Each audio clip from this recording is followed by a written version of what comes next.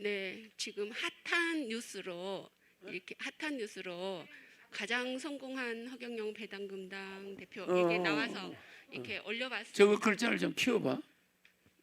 지금 여기가 안 보여요. 저 위에 제목이 4.15 총선 가장 성공한 정치인은 허경영 배당금당 대표다. 나와 있죠? 내 사진은 중요하지가 않아. 그게 커야 돼. 4.15 총선 가장 성공한 정치인은 허경영 배당금 대표다. 그렇게 돼 있죠? 글자 올려봐요. 글자를 키워야지. 이게 다 키운 건가?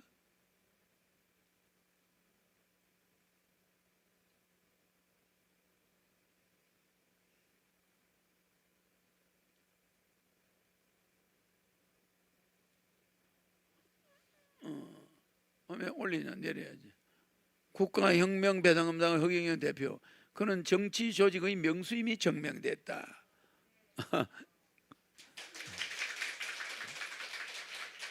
235개 지역구에 후보를 냈기 때문이다. 235개 지역에 후보를 전체 내는 게 쉬워요? 그 정치인들이 불가능이라고 그래. 그는 여야가 1948년부터 있던 정당이 민주당이야. 더불어민주당이야. 지금으로부터 거의 몇 년이야. 그렇잖아요. 그렇게 70년 된 정당들이 표를 저만큼 얻는데 이건 그냥 몇 달밖에 안 된 정당이 나와가지고 0.7%를 받았다는 거예요. 자기들은 기적이라는 거예요. 지금 여야는 정확하게 당 만든 지가 70년이 된 당들이야. 야당도 70년 된 당이고. 여기 나와요. 그가 제작 유포시킨 유튜브 동영상이 3,000여 개나 된다. 기상천외한 천재로 알려져 있다. 그런 내친김에 차기 대선 2022년 3월 9일이 후보로 갈 것이다. 그죠? 4.15 총선에서 압승한 정당은 더불어민주당으로 180석을 얻었다. 미래한국당은 130석을 얻어 103석을 얻어 제1야당이 됐다. 선거의 원칙은 다수결이다. 선거에서 1등으로 지지받은 후보나 정당이 이기는 것이다. 그러하니 더불어민주당 대 미래통합당이 성공한 셈이다. 그 다음 올라가야 돼. 자, 그런데 필자는 지난 선거에서 가장 성공한 정당은 허경영 대표가 이끄는 국가혁명배당론이라고 말하고 싶다. 이 당은 올해 급조 창당된 원내 정당이다. 그런데 이 당은 235개 지역에 후보를 냈으며 총 20만 8,324표 0.7%를 얻었다. 물론 당선자를 내지 못했다. 그런데 왜 성공했다고 평가하고 싶을까? 올리세요.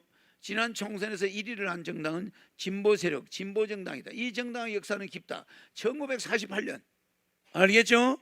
지금 민주당 180석한 민주당은 1948년 국가 수립 때 그슬 올라갈 수 있다. 진보정당만 해도 박정희, 전두환 군사정권 하부터 숱한 길거리 투쟁을 해온 역사를 지니고 있다. 보수당 또한 과거 장기간 집권 정당을 유지한 역사를 지녔다. 역사 있는 민생당도 당선자를 못 냈다. 그러죠? 민생당도 역사가 있어요. 20명의 국회의원이 다 떨어졌어. 그리고 전국구 비례 한 명도 안 붙었어. 근데 우리는 신생정당 아닌가? 역사 있는 민생당도 당선을 못 냈다. 그런데 국가혁명배당당의 허경영 대표는 올해 이 당을 급조 창당했다. 말하자면 신생정당인 것. 그가 지난 총선에서 내세운 공약들은 비판자들로부터 포퓰리즘으로 공격당했다. 허경영 대표는 지난 4월 10일 가진 기자회견에서 이 정당이 내세운 공약을 밝혔다. 그는 이 회견을 통해 정말 우리가 내 부모에게 효도하고 내 자녀를 정말 친구나 친척에게 자녀를 맡겨보세요. 가장이 죽고 나면 그 자식은 어떻게 되겠습니까? 이 살벌한 국회의원들 제도하에서 그 자녀가 어떻게 될지 뻔한 거예요. 나중에 우리나라마저도 어떤 나라에 먹혀서 이 이상한 나라로 둔갑할 것입니다. 그걸 방지하려면 국가혁명배당금당의 국민배당금 150만 원이 바로 답이 되는 것입니다. 라고 설명하면서 고생하신 부모님과 시집 안 가는 자녀들, 결혼 못하는 자녀들에게 국가혁명배당금당이 결혼하면 3억, 출산하면 5천만 원, 매월 국민배당금 150만 원.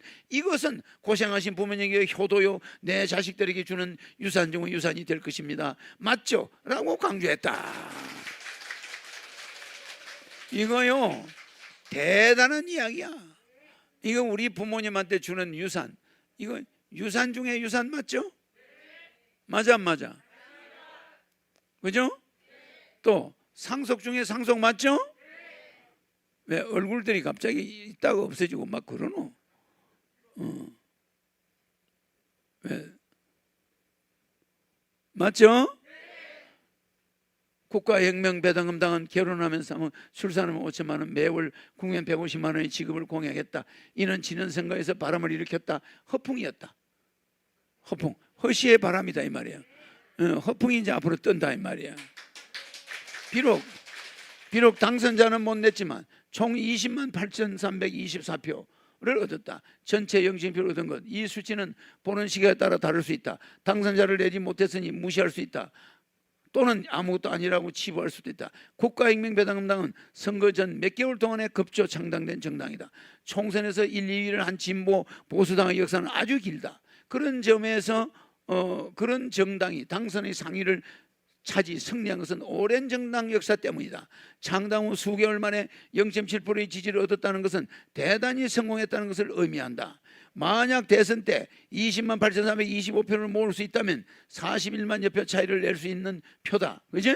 대선 후보 간 근접한 경쟁 시 어느 당과 연합한다면 대통령도 당선시킬 수 있는 위력을 지닌 표다. 맞아 안 맞아? 맞아 안 맞아요? 허경영 대표는 국가가 국민에게 배당금을 줘야 한다는 획기적인 공약을 했었다. 거의 이런 공약은 기성정당들이 뺏기는 사태가 이어졌다. 또한 국가혁명배당금당이 235개 지역에 후보를 내므로써 정당명을 정부 유권자들에게 각인시키는 효과를 수반했다. 이런 취지와 이유로 필자는 지난 총선에서 가장 성공한 정치인은 허경영 국가혁명배당금당의 대표라고 주장을 해보는 것이다.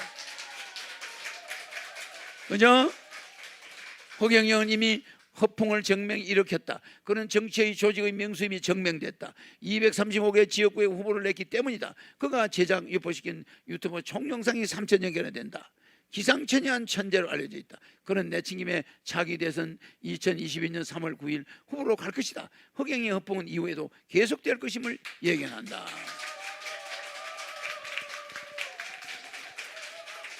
됐습니다. 자, 우리 역사가 짧죠? 우리 역사는 몇 달 됐죠? 몇 달 만에 253개 지역에 후보를 내고 여성 후보를 88명을 내고 돈을 국가로부터 8억 4,200 이거는 세계 역사에 우리 역사에도 처음이죠? 국가로부터 받았죠? 대단한 역사야. 그러니까 국가혁명배당금당은 죽었나 살았나? 아직 살아있고 반드시 그 뜻이 이루어질 것이다.